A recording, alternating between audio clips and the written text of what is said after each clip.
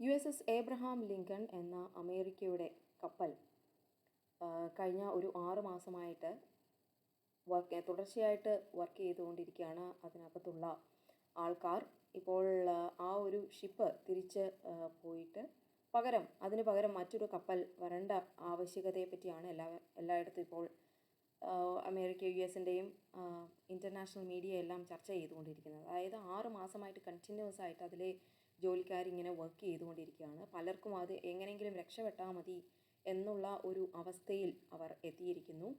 അതായത് അവരുടെ ഒരു ഫാമിലിയൊന്നും കാണാതെ ഒരുപാട് വിഷമിച്ച് നിൽക്കുകയാണ്. ഒരു CNN-നുമായിട്ടുള്ള ഒരു ഇൻ്റർവ്യൂവിൽ ഒരാൾ പറഞ്ഞത് ഇപ്രകാരമാണ്.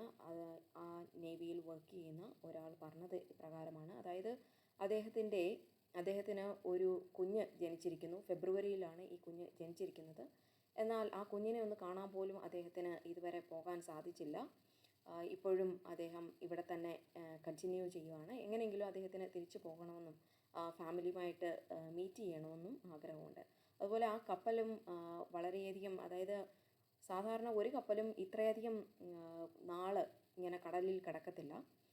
അതായത് ഇടയ്ക്ക് അറ്റകുറ്റപ്പണികൾക്കായിട്ട് ഏതെങ്കിലും ഒരു പോർട്ടിൽ പോകും, അല്ലെങ്കിൽ ഇതിനകത്ത് വർക്ക് ചെയ്യുന്ന സൈനികർക്ക് വിശ്രമിക്കാനും ഉള്ള ആവശ്യത്തിനായിട്ട് എവിടെയെങ്കിലും ഒക്കെ പോകും.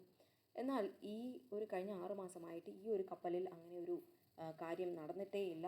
അതുകൊണ്ട് തന്നെ അതിലെ ജീവനക്കാർ കടുത്ത മാനസിക സമ്മർദ്ദത്തിലാണ് എന്നാണ് പറയപ്പെടുന്നത്. അതേസമയം മറ്റൊരു വാർത്ത കേൾക്കുന്നതെന്ന് പറയുന്നത് ഇറാൻ്റെ സൈഡിൽ നിന്ന് $30,000 ഇപ്പോൾ സമ്മാനമായിട്ട് പ്രഖ്യാപിച്ചിരിക്കുകയാണ്. US സൈനികരെ പിടിച്ച് കൊടുക്കുന്നവർക്ക്, അതും സ്ത്രീകളാണ് പിടിക്കുന്നതെങ്കിൽ ഇരട്ടി പാരിതോഷികം നൽകും എന്ന തരത്തിൽ വാർത്ത വരുന്നുണ്ട്.